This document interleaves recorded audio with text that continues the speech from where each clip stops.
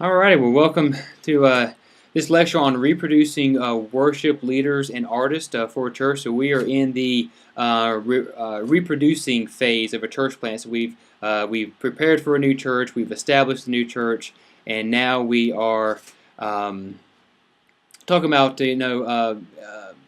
reproducing a new church and getting a new one ready from our existing church. And so today we have Jonathan Welch from the Summit Church in Raleigh, Durham, and they are a church that we here at Piedmont highly respect and appreciate what they do for our country, for our state, and even globally in their church planting initiatives. So we are very thankful for you guys and what you do, and thank you so much for joining us in class today. Yes, Dustin, thanks so much for having me, man. I'm really excited to be here. Yeah. So tell us a little bit about what you do there at the Summit. Yes, so I actually oversee all of the worship ministry for all the campuses of the Summit Church here in Raleigh, Durham. I actually have kind of moved up through the ranks. I started playing in a band as a college student here, and that led to an internship, which led to a campus worship leader position, which led to an opportunity to actually lead the staff team of all the worship leaders here at the Summit Church. Nice. And so I really kind of think through a lot of the issues of some of our DNA as a church and how that applies to our worship ministries, how we invest and kind of train up other worship leaders. Oh, very cool, very cool. Well, it's a great equipping role, and it is how you've gone through and understood everything from the ground up, and now you're able to equip and reproduce. So I think you're definitely a great fit for what we're discussing today, which is reproducing worship leaders and artists there in your church. If you're, no matter which approach you take to multiplying, whether it's through planting satellite, multi-site campuses like you folks do, and with the planting autonomous churches in other places like you do as well. Reproducing, having the worship leaders really understand what they're doing and be very well equipped to go and be sent with a new group. And be able to step into your position and lead. And so that's kind of what we're going to be discussing today. And so I just have a few questions for you, and we'll just discuss those. And so the first one is really, what is your process for recruiting new members to the existing worship team? Well, I think that a big part of that really starts, Dustin, in terms of just understanding the principle that I think a lot of people that come to our churches have the potential to be more involved, and they have the potential to actually bear more responsibility than what they're currently doing. And so even just understanding that I think a lot of times our people will do more, especially when asked. I think the first step is making them aware of the need. And so just making sure that you're doing the first step of trying to communicate it to the congregation, sharing it with elders or deacons or small group leaders or your existing band members, or even from the stage on a Sunday morning, just making sure that people know that there's a need and an opportunity to serve. I think a second step for us is really having a very clear onboarding process. And so for us, that is an application and an audition. And so in terms of just trying to streamline all the expectations, we have that all on the web right now in terms of the application process. And so even if you want to, you can go to summitrdu.com/audition, and you can even get a glimpse of that for yourself. And we try to provide basically just a realistic snapshot of what a typical week looks like for a band member, because that's the goal. We want to try to get people involved in serving on our weekly teams, and so how can we best try to create that environment for them in the audition process? Okay. And then even a third thing that just really comes to mind with that is that whole process, because I feel like in our culture in this day and age, a lot of times you hear the word audition, and especially in the church, well, aren't we all accepted? Yes, that is true in the gospel, but at the same time, we're not all shaped the same way. Yeah. And so in terms of how we approach the audition, it's not as much American Idol or The Voice, to where either you make it and you're a rock star, or you don't and you're a failure and your life is doomed. That's not it at all. It's all a matter of fit. And so the times that I lead auditions, I say things like that. I say that, hey, this is just a matter of fit, which is a win for all of us. It's a win for the church. It's a win for you. It's a win for all of our ministries, that we're just trying to affirm the gifts, the passions, and the opportunities and needs that are here at the church, and how you can best be involved in what God is doing here. Yeah. Maybe that's the music ministry. Maybe that's kids or parking or something else. But the point is, we get you plugged in somewhere, and the audition process helps us to try to discern who really needs to be serving in a worship ministry. Yeah. Do you folks, with several campuses spread throughout the area, do you have auditions at each particular for each campus, Yes. or do you kind of have a centralized? Okay, so you do at each campus. Yeah. So in terms of our ministry model, almost everything we do has central goals and values that are all centralized across all of our campuses.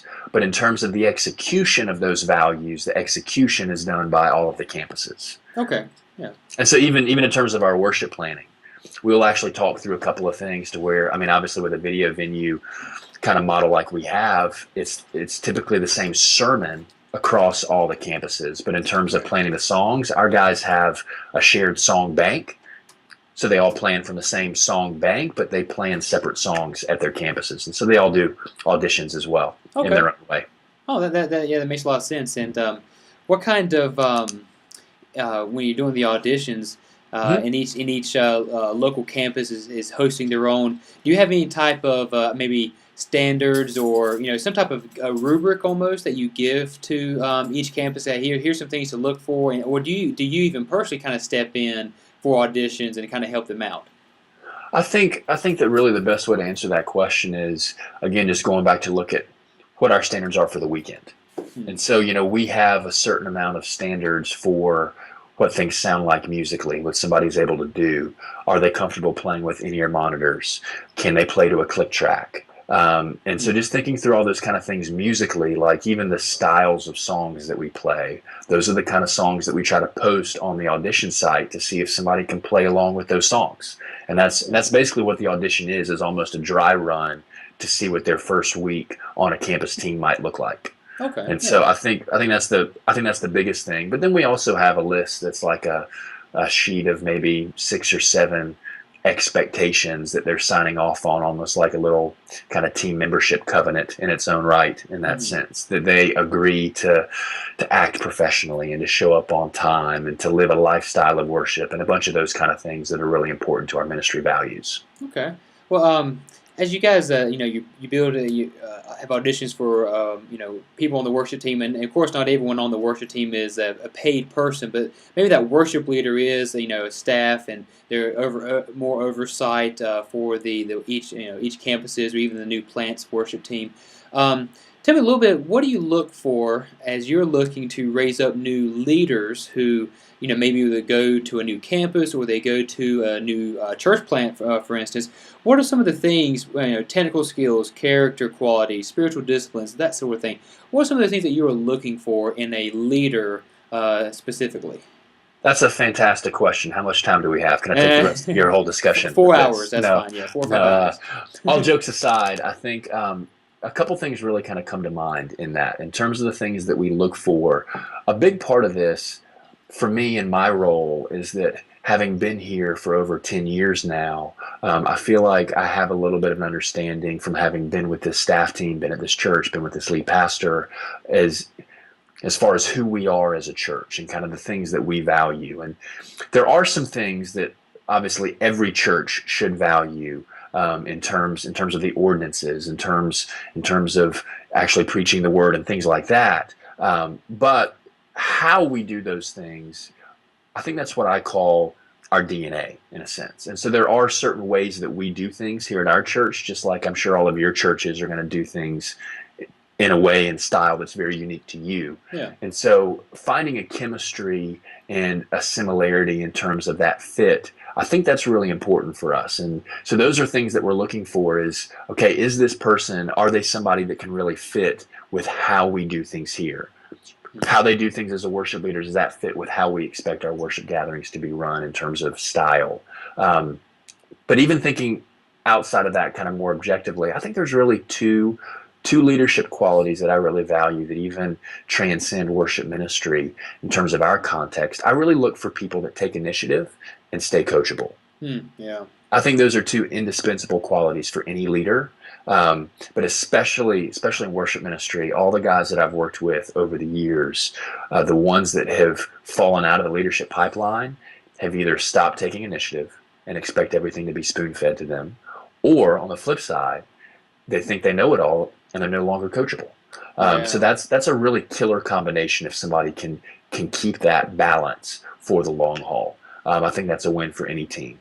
I think as well, this is a role that has spiritual dimensions, but also musical dimensions.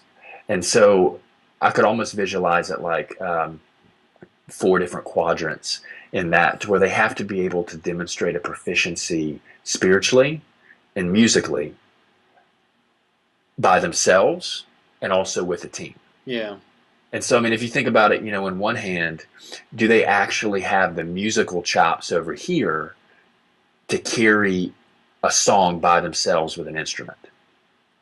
That's not the end all be all for us, but that could be a pretty important indicator. Are they a good musician by themselves? Yeah. Then, can they lead a band rehearsal, quadrant 2? Because sometimes those are not one and the same. Right. Those are two different skill sets. And then over here on the spiritual side, are they actually walking with Jesus? Is God teaching them something? Right. Is the Holy Spirit actually speaking to them and through them? But then, can they also shepherd others in that spiritually as well?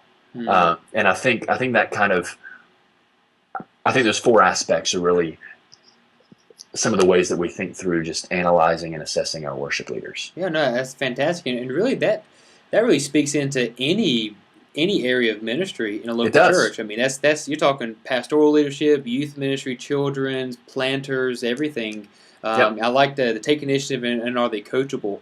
And I know, and I would assume, there at the summit, you have different areas of ministry that you're having, apprentices, interns. You're doing a lot of coaching and leading, and so I'm sure that this kind of DNA is also will be evident in the church planting residency program, and whether raising up youth ministers, really looking for guys who are first of all take initiative and are coachable, and really for this class particularly, we are dealing with guys who are looking to go and plant a church, or some others who are looking to be help in some other type of ministry in a new church start, even a revitalization effort, and especially if you're moving to a new area, you're joining with other churches, you've got to take initiative to not only just reach out to existing churches, but to lost people, to take initiative. You maybe have to raise some funds. There's a lot of that, and you also have to stay coachable. Let the community teach you some things. Learn from the people, learn from the local pastors, and join forces. And I think it's a great foundational DNA,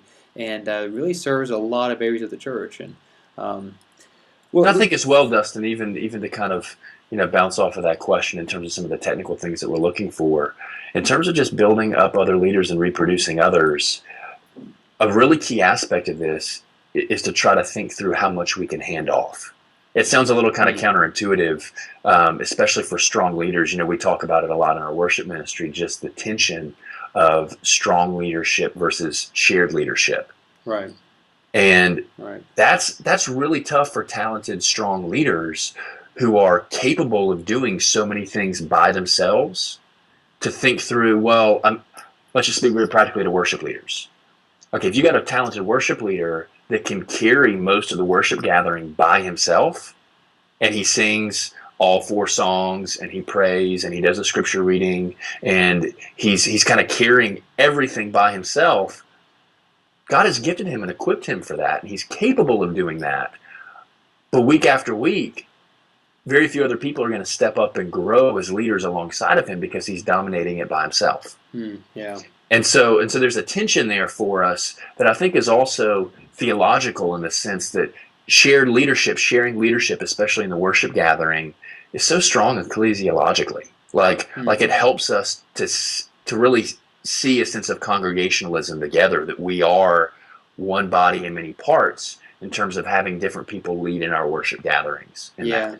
And so we try to coach our worship leaders here that even though at each campus we really only have one paid staff campus worship leader, we actually coach them to hand off other moments to try to develop other leaders from the congregation at their campus, whether that's a song or a prayer or scripture reading. And it's those pieces that really help us identify who the emerging leaders are at our church, and how we can give them even more responsibility. So really you're building in a DNA with your leaders to be always developing new future leaders. Yes. By giving this, it's actually an explicit goal for us that for our worship leaders, within their first year of being on staff at a campus, they need to raise up at least one other person that can serve in their place. I want to see them actually reproduce at least one other person in that first year. Wow. I think that's brilliant. And think along those lines, especially with an active church planting church, you have to do that. I mean, you can't not do it if you want to do well and be able to send planters out. And this really speaks, I guess, lends into the next question. So you've talked a little bit about the things you look for in kind of helping the worship leaders kind of recruit and raise up the next person to help. Are there some specific trainings that you do with a worship leader that you are maybe sending to either start with a brand new campus or even a new church plant? There's some specific kind of training things you do with them other than what you've already mentioned? There's not really anything that is a specific program per se, but really we're looking for somebody to demonstrate a specific set of skills. And that's almost like the same kind of list of things we look through as we hire somebody who's going to be here with us in Raleigh, Durham. Are they capable of leading a band rehearsal? Are they actually capable of planning a worship set? What do their worship set plans look like? What does that say about their theology of the worship gathering? Are they a reader and a learner? What's their musical background? What are some of the artists and influences that have actually influenced them musically? What's their singing voice like? Can they play an instrument? Like all these other things really kind of factor in to show us who they are as a worship leader. And for us, really, the bottom line just comes down to, in terms of what the job is of somebody who can actually run a campus here at Summit, is basically the same kind of building blocks of somebody that's going to be the worship pastor over their own church or church plant in that sense. And so, for us, a big part of the development process here is to actually place that weight of responsibility, sometimes even only for 1 week, because that's really how the whole matrix of development for us in terms of our worship leaders, it all funnels to the weekend. I mean, the weekend is that is the win for us in terms of a worship ministry, is that every weekend we are being faithful to glorify Christ as the body, and to do that in a way that's not distracting. And so as we're actually grooming other people in our ministries, what are all those little things that our staff members are doing, that our campus worship leaders are doing, that you as future church planners are going to be doing to actually get the weekend off the ground? And then can you hand those off to somebody else? And after you identify somebody that can really handle all the details, and there's your emerging leader. And so that's really kind of how we've built our programs here. I mean, even in terms of our residency, that's something to where I think one of the greatest things that we have to offer is the opportunity for somebody to come in and to spend a certain amount of time being coached and mentored one-on-one by a campus worship leader. Yeah. And so they get an extended period of time, whether it's 6 months or 9 months, serving at least 3 times a month at a Summit campus with a campus worship leader that's been doing this for a couple of years and can speak into all the nuances and give some coaching and almost give it a 6 month, 9 month kind of trial run as to what this looks like to bear the responsibility for a church. And I think that's really kind of the training ground and the training wheels for us before we send out and unleash a leader. So it really kind of speaks into, it's almost like an assessment process. I know your church planners go through an assessment of, are they called to plan? Do they have the pastoral, the preaching, those type of, qualities, the spiritual characteristics, that sort of thing. And so really you're kind of laying out, you're really assessing guys as they are doing it and looking for those who, yes, we need to send this guy with a new planter because they get it, they'll do well, and they understand reproduction, they'll be able to lead. And so really it's kind of almost an informal assessment as you're watching them grow as their own leaders. You're watching them spiritually, also watching their skill set, but also are they still staying coachable, still taking that initiative and able to raise up that next person to kind of take their place. And so it kind of sounds a good bit of assessment to really make sure that if you send a guy out, you're sending out someone who gets it and who can help serve a new planter or a new campus pastor. That's a fantastic application, Dustin. You're sharp, man. And I think that even like in terms of the assessments, for church planners, that's a fantastic analogy. And essentially, as we have other people apply for various leadership positions or staff or even like our residency, that's exactly what we're looking for. Yeah. And there's really 2 things that are part of that assessment for us as it comes to worship leaders. And it doesn't really matter which order in this because they're both really equally indispensable. One, do they have the musical gifts? I mean, I think you've heard me say this already with the auditions and serving as a volunteer, but it's even more important as you're really looking for that person to own the whole ministry area. Mm-hmm. Do they have the musical gifts that are a part of this kind of guild of musicians? Right. Oftentimes you get a lot of lead pastors in the room, and there's like this guild of of guys that have that mantle of being a lead pastor. It's the same way with a bunch of musicians. There's like a guild of guys and girls that get it, and they know what it's like to have, all the creative ambitions and drive and all the ideas and everything else, and just everything that goes to being an artist and a musician. There's a guild for that. And so is this person a part of that guild? Do they fit there? Do they have those standards? And then the second thing is, has God called them to be a leader in local church ministry? Yes, that can be as an elder or a deacon. But it also doesn't have to be, but that calling needs to be there in a general sense. Because I have worked with a lot of musicians over the years that are really torn with, hey, should I be stewarding my gifts on staff at a church, or even as a church leader, as a volunteer, or maybe not at all. Maybe, the bulk of my time needs to be as a songwriter. I need to move to a music city or something, and that's fine too. But in terms of just setting your church up for long-term success, identify people that can articulate a very specific calling to local church ministry. That cannot be fabricated. Right. No, that's true for absolutely every area and facet of ministry. If you don't have that calling, and that's not, we talk about in the class is kind of how you're wired. You may not be wired to be, a lead pastor or a lead worship leader or something. So find out kind of how God has wired you and how He has spiritually gifted you, and then use that and combine that with the talents, whether it's musical or other, and use that for making disciples and planting new churches and really spreading the kingdom in a big sense. So it is true of all ministry areas, but it's particularly tempting for those in worship ministry because the talent and the talent level in some ways is kind of unique.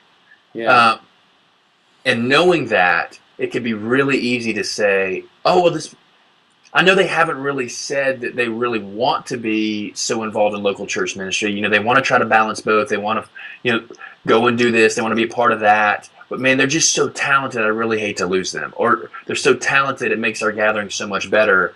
And all the talent in the world cannot make up for a lack of calling and passion to be involved in local church ministry. Man, that's good. We can just hang up right there and end this lecture. That was good. That was good.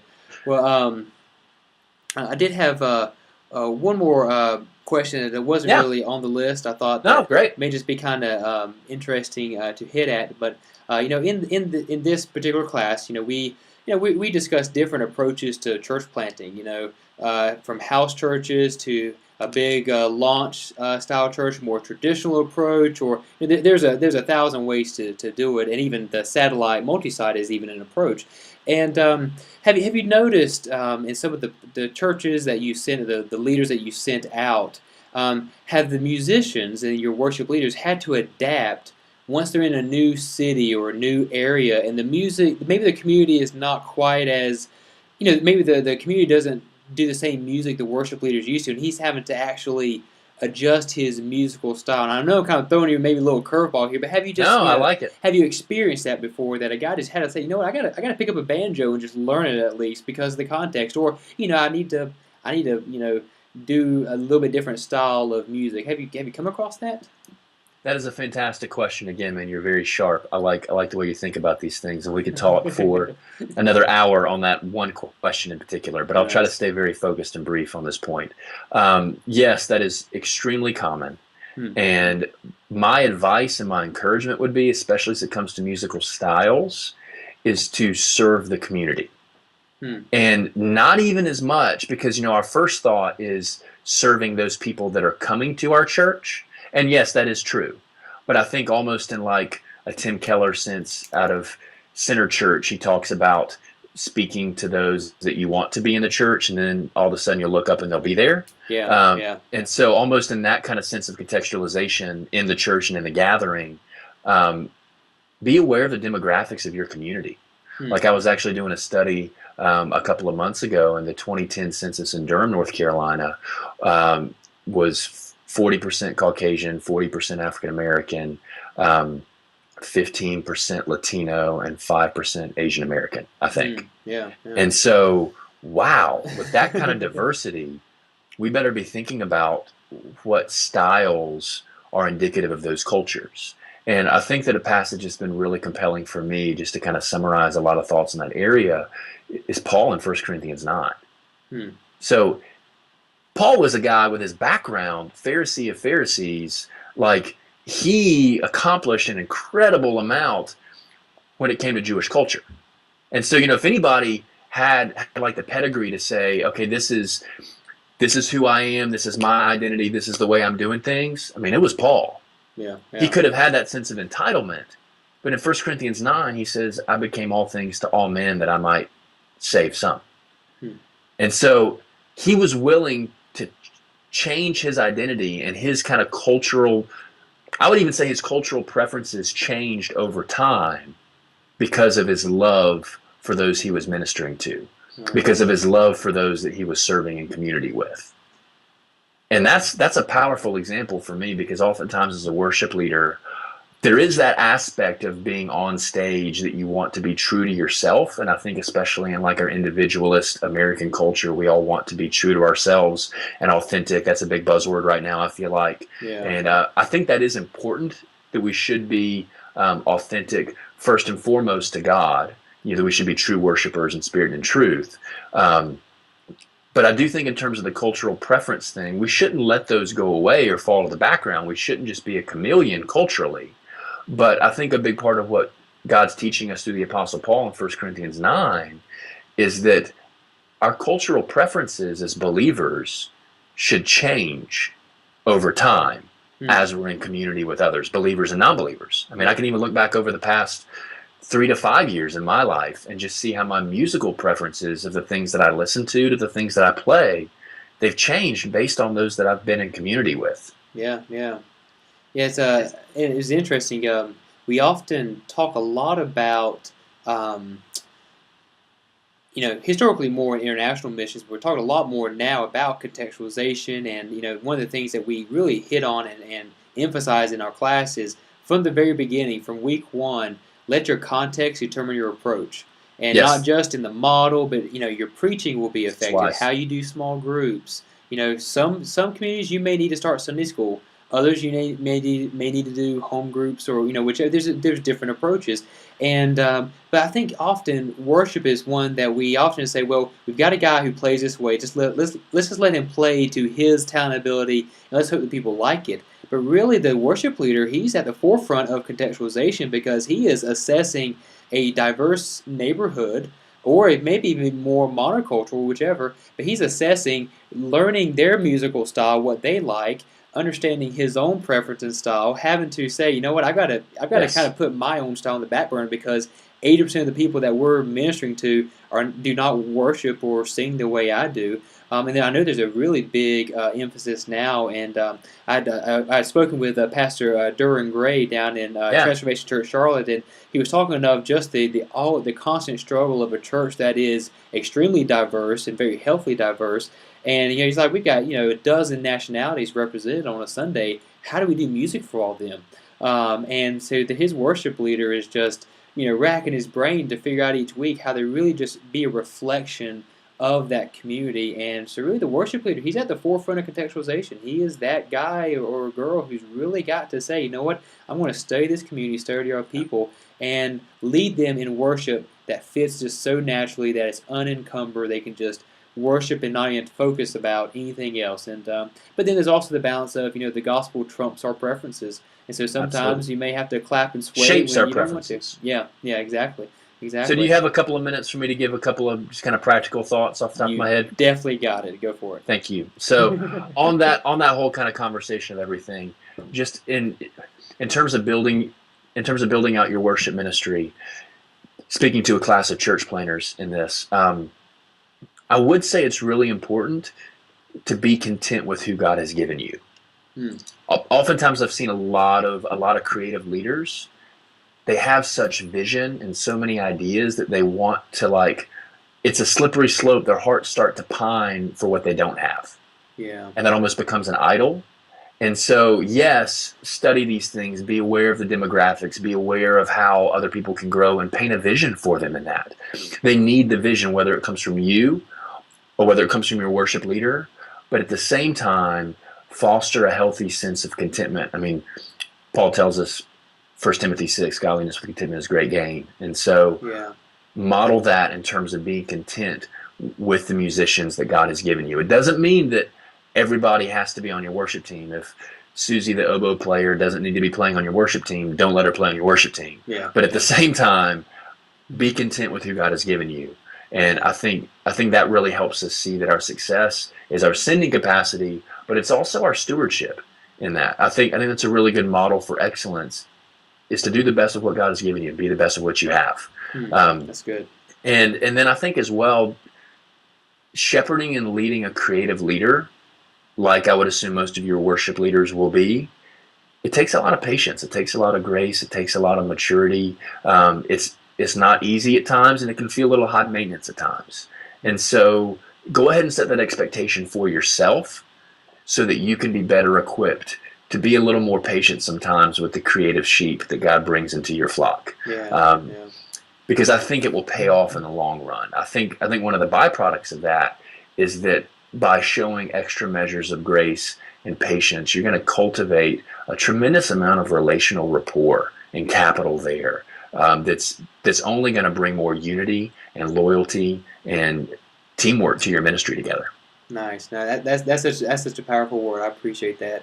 And Jonathan, thank you so much for your time today. Man, thanks for inviting me. And this has been just personally helpful for me as I'm looking to one day be in a little more direct pastoral leadership role, and I'll be revisiting this lecture to help me out personally. And I know it would be a blessing to our students as they work through these concepts of raising up and sending out worship leaders, and making sure that you're preparing these guys, but you're also assessing them on all kinds of levels and giving them room to grow, giving them grace, and just giving them a lot of freedom and letting them do. So thank you so much for your time, and we appreciate what you do there at the Summit. Appreciate the Summit Church, and for the love that you folks have for the gospel.